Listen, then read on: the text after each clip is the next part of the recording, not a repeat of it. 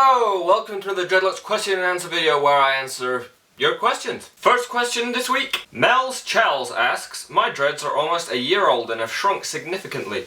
They got from middle of my back to chin length. Now they are fat on the bottom and growing out thinner on top. Is this normal? Will they eventually be all the same width throughout? Will they be the same width throughout? Yes and no. The bit that is thicker at the bottom is always going to be thicker at the bottom. The roots will not thicken up the new dread to be the same thickness as the thick bit that you have on the bottom. So what will likely happen is the dreads will grow out and all the new growth will be the same uniform width. So you'll have like tubes, normal, the same width all the way throughout, growing out, but when they get to the ends they'll be thick on the end, and you know, there's not a whole lot you can do about that. It's just the way that the dreadlocks have apparently formed. The original growth of dreadlocks is very, very unpredictable, so most people will get really loopy, lumpy, bumpy dreadlocks that will flatten out a little bit over time, but they will never be the same as the new growth. The new growth is then a lot more predictable in that it will tend to be a lot smoother and, you know, the same width and stuff. Provided that you are not working on the roots, they will not get any thinner.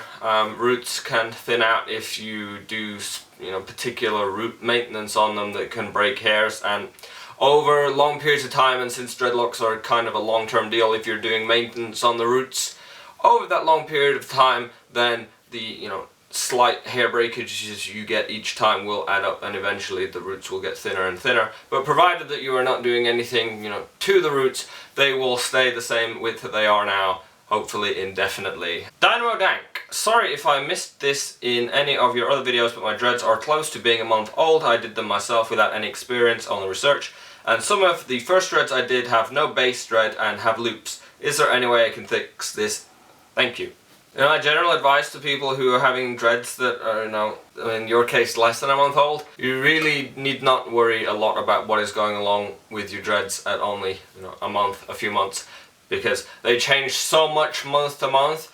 I guarantee, you know, by the time that I answer this question compared to when the time that you posted it, the dreads will probably look nothing like what they did at the time of you posting this question. The roots can often be slow to lock up compared to the rest of the dread. What will tend to happen with people's dreads is the middle will lock first, and then depending on the dread, the root might then lock up and the tip might lock up, but those are some of the last things to really properly lock up in the whole maturing process. So if your dreads take a year to mature, then it's nearer the year mark that you're going to get, you know, good tight roots and solid tips going on. So the fact that it's not really dreaded at the root at only a month would not really be a worry to me. The loops that you're getting are a normal part of the process. What happens is, as the dreadlocks tighten, which is what you want, as the dreadlocks tighten, they do not tighten evenly because, you know, there's not a uniform structure throughout the dreadlock, so one side might tighten a little bit faster than the other side, and the tighter side is going to push out the other side, the looser side, and that's going to make a lump or a bump or a loop. So what you're actually seeing there, the loops, is progress that your dreadlocks are getting tighter. Over time, those loops, lumps and bumps will likely multiply as the dreadlock continues to shrink and tighten, and then they become slightly less noticeable because the whole dreadlock is lumpy and bumpy.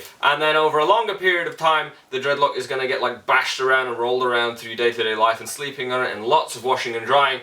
And then those loops, lumps and bumps become, you know, a bit more crushed down and compacted and slightly less noticeable. But the loops, lumps and bumps rarely go away completely by themselves unless you do specific maintenance on them. You know, main maintenance for that would be a crochet hook. You can help reduce them in the future if you, when you're drying the dreads, involve some sort of palm rolling motion. Doesn't have to be specifically, you know, sitting down and going, now it's my palm rolling time, I have to palm roll the dread. But even just drying the dreads with a towel and using a towel in a palm rolling motion, it will help smooth the dread. So, because a lot of the shrinkage happens as the dread is drying after it's being washed, and so the rolling motion during the drying process can help reduce further lumps and bumps. But again, it's a sign of the progress. Desireesingtothemoon. Yesterday I decorated my dreads with recycled glass beads, and I'm wanting to know if it would be okay for me to wash my dreads and let them dry while keeping the beads on my dreads. I don't want to take the beads off, but my concern is that the dreads might start to rot if the hair under the bead is unable to dry properly. Should I always take them off before I wash my dreads and wait to put them back on until they are dry? You don't want to be keeping beads in your hair while they're being washed and dried, especially if they are glass beads, because I have experience with this. Okay, generally with beads and decorations, it's not recommendable to leave them in while you're washing and drying the hair. So what happens is you're washing and drying the dread, you shampoo your hair, and the shampoo is going to come down the dread and get stuck behind the bead, and it's not going to be able to be rinsed through properly, and so it can really accelerate getting residue and build up stuck behind the dread, which you don't really want. With regards to actually rotting, you know, getting dread rot, that's really an extreme case. I don't think you're really going to have beads or thick enough dreads to hold enough moisture there to get that happening, but for the sake of washing and drying the dreads thoroughly and properly, it's not that recommended, because it's more a residue problem over the short term. It would be extreme long case, worst case scenario that beads are going to lead to the dread rotting. But the main reason that I personally would definitely not recommend keeping specifically glass beads in the hair is that they can end up breaking quite easily while you're, you know, washing and drying the dreads. So it's going to depend on how you wash and dry the dreads specifically, but I've had glass beads in the past and I've broken every single one of them, bar one, during washing and drying. So that can happen either they're getting knocked against the side of the shower, but mainly I've had loads of them smashing when I'm trying to dry the hair. So either when I'm wringing the hair out, you cannot wring the hair out properly when there's a glass bead in there. You just can't do it. So either you're going to hurt your hand or you're going to crush and break the bead. When you're trying to shake the water out of the hair, if you shake your hair to get water out, I've had beads smash on walls and radiators. Unless you're having hundreds of beads in your hair, I mean, and if you are having hundreds of beads in your hair, then you're likely to maybe withhold enough water to get sort of mildew and things going on. But unless you're having hundreds of beads in your hair, I don't really think that it should be that much of a big deal to, you know, just take the bead out when you're going to wash the hair and put it back in later. It's worth it. Nikki B, do you ever wear your hair up in a bun or ponytail? Can we see your hair done up?